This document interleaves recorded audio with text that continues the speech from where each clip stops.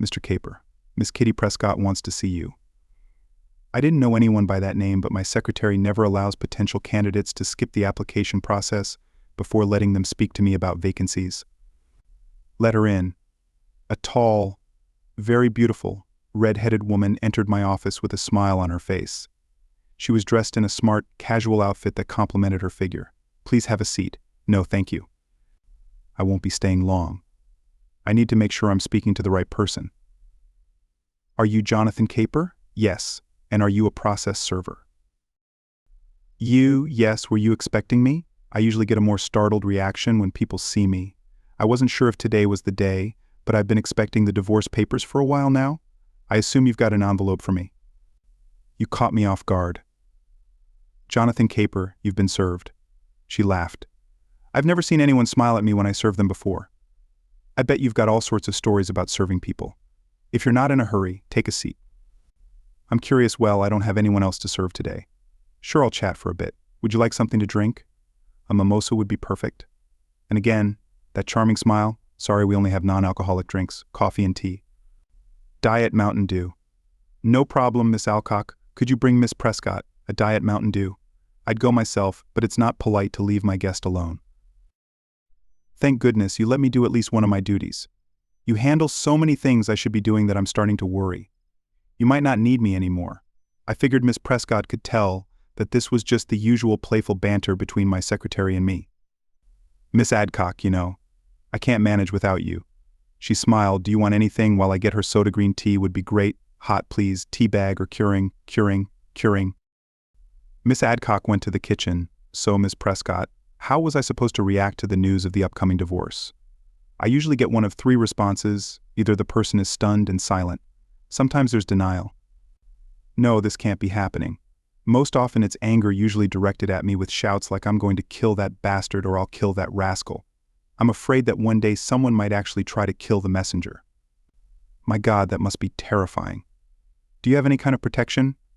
I used to carry pepper spray. But now I've got a stun gun.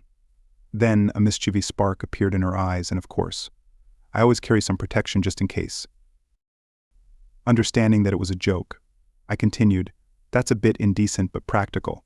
I'd like to ask how often you have to use them, but that would be rather indelicate. Tact has never been my strong suit, so I take it." "You're not planning a career in this line of work. Or are you still in school?" "You're right about my career choice. I'm doing this job to support myself financially. While attending law school, I want to make it clear that this is a compliment, not a slight, against your current profession. I get the impression you're aiming for something more than being a legal assistant. I want to eventually become a lawyer. I have high enough grades to get into college anywhere, but my parents can't afford it. My father won't let me take out a student loan. My older sister is still living at home because she can't pay off her student loans and afford a decent apartment. I was hoping to find a law firm that could help me get into college online and then send me to law school. If I perform well. No husband, boyfriend, or sugar daddy. To support you, sugar daddy, she switched to a fake Southern Belle accent. "Why, John, what do you take me for?" He noticed the spark in her eyes again. "I think you're a very beautiful and intriguing young lady." I hope my comment wasn't offensive. I just thought that someone as smart and attractive as you might have had some offers well. As a matter of fact, she leaned toward me, which made her blouse open up a bit more, revealing her cleavage. But I've never seriously considered any of them. At least not until now. Are you making one? Are you sure you'll have enough money after the divorce? I've had enough warning to protect a good portion of my assets. I'll have money, but I'm only offering a chance to get to know each other better. I'll be tied up for a couple of days dealing with your gift. How about meeting me at a restaurant of your choice on Saturday evening? You're not going to pick me up. I want you to feel comfortable leaving. If you don't like me, this is getting more and more interesting. I've never been to. Mama G's Italian Garden is that. Okay, I've heard. It's the best place in town. That's right. Okay, 6 p.m. I'll be there. Great. Just leave your business card with my secretary. Why not just give it to you so my wife can find out and get jealous? She's always fishing for gossip from my secretary, you sneaky man. I like you more and more. Then more seriously. I hope you realize that I don't normally act like this when I meet an attractive man for the first time. Shortly before the end of the workday, Miss Adcock entered my office. I overheard the conversation with that woman who served you the divorce papers. Are you going to tell me what's going on between you and Jesse or leave me squirming with curiosity? Jesse's been in a bad mood for months. At first, I thought she was having an affair. Lately, I've had the feeling she's looking for an excuse to leave me and make me out to be the bad guy while she plays the victim. According to the petition, I'm accused of adultery. And what about you, Miss Adcock? How would I know? Because if I ever did have an affair, it would only be with you. I grabbed her in a playful embrace, as if I were about to kiss her, then let go, spending the rest of the day with Miss Adcock alternating between teasing and laughing. I had already planned where I'd stay, choosing a motel. Before I could find an apartment, I took an extra set of toiletries and clothes from my office to the motel. I figured I'd pick up more clothes from home tomorrow while my wife was at work, assuming she hadn't changed the locks. I was at my favorite bar when I received the first message from my wife. Where are you? You're late for dinner? We need to talk. I found it odd, considering the divorce papers had already been served earlier. It was too late to ask for permission to talk to me. She must have figured I was upset and didn't want to come home. I ignored her.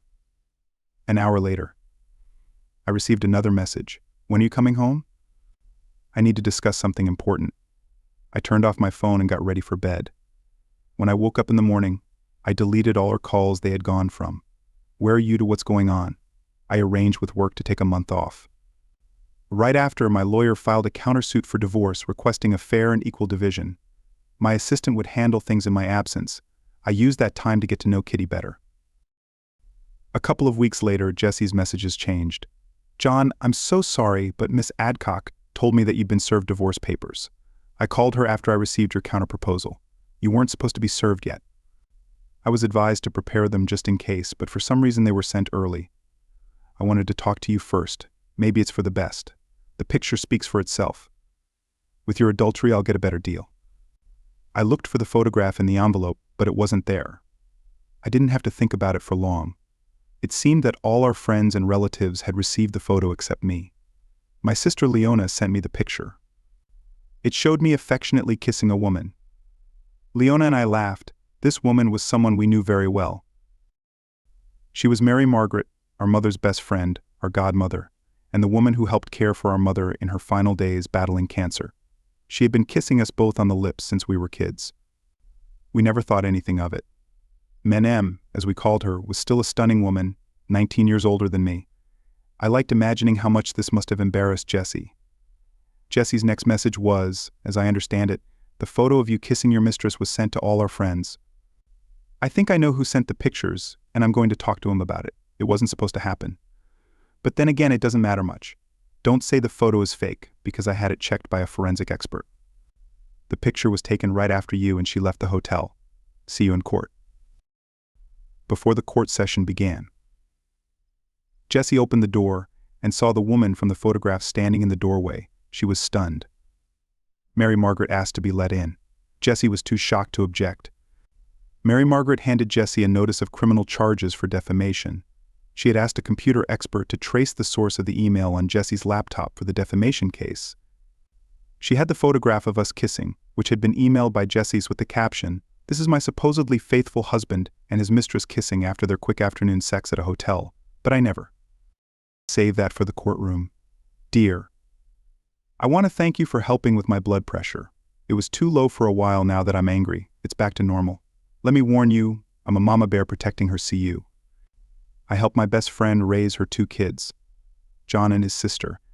I've been kissing him on the lips since I changed his first diaper. Telling people that my godson and I had an affair is beyond disgusting. We were seen leaving the hotel because he came in to invite me to lunch. I was staying there while visiting. I haven't been back much since his mother passed away. Well, fine. I don't care how much my lawyers will cost me. I'll come after you no matter how expensive it gets. That is in terms of money. I doubt you're worth much as a person if you've stopped this low to, oh, never mind. Mary Margaret left Jesse standing there stunned that I received a message from Jesse. Shortly after Mary Margaret informed me about her visit to Jesse. John, the first think I've made a terrible mistake. I let someone else give me bad advice and make some decisions that he thought were best for me. I'm calling off the divorce and begging you to come back home. We have so much to talk about. I owe you countless apologies. I know we can find a way to be happy together again. Please give me another chance. I decided to respond. Who told you they saw me and Mary Margaret leaving the hotel? Who took the picture? Who gave you the advice and made decisions for you? I bet it's the same person. G didn't reply. I knew why. After she was too scared to respond, I filled in the gap. I already know the culprit is Blake. He's been after you for a long time, though you've denied it. I also assume he got the reward he was looking for. At least that's what he's telling everyone at the Sportsman's Grill. I'm not withdrawing my divorce petition. A 50-50 split is fair. I'm sure Blake will take an interest in you, but his wife might not be so receptive. She didn't seem happy when I played her. The recording of Blake bragging about how he won you over. See you in court. A flurry of pleas to stop the divorce and forgive her continued for several days. I didn't respond. I hoped she had finally given up. The hearing came. Her lawyer made it clear that Jessie felt misled and therefore wasn't responsible for the actions of her pursuer. She wanted counseling to restore their happy marriage. My lawyer was about to object, but I interrupted him. Jessie, I'd be interested if you'd answer one question while taking a lie detector test. Did you and Blake sleep together before or after the petition? Her expression said it all. I told him I never want to see him again. He's no longer a threat to our marriage. It doesn't matter. No counseling can fix your betrayal, but he deceived me. You let yourself be deceived. A wife who truly loved me would have asked about the photo first, instead of automatically believing a man who, as you've known for years, has been trying to get into your bed. Jessie just sat there crying. Finally, she instructed her lawyer to agree to my terms. At that moment, Kitty entered. She apologized for being late and sat down next to me. Who is that? Jessie asked. This is my girlfriend. Kitty Prescott. We have you to thank for bringing us together. I've never met her in my life. She's the one who served me your divorce petition. If it had been at any other time, someone else would have delivered it. It was fate.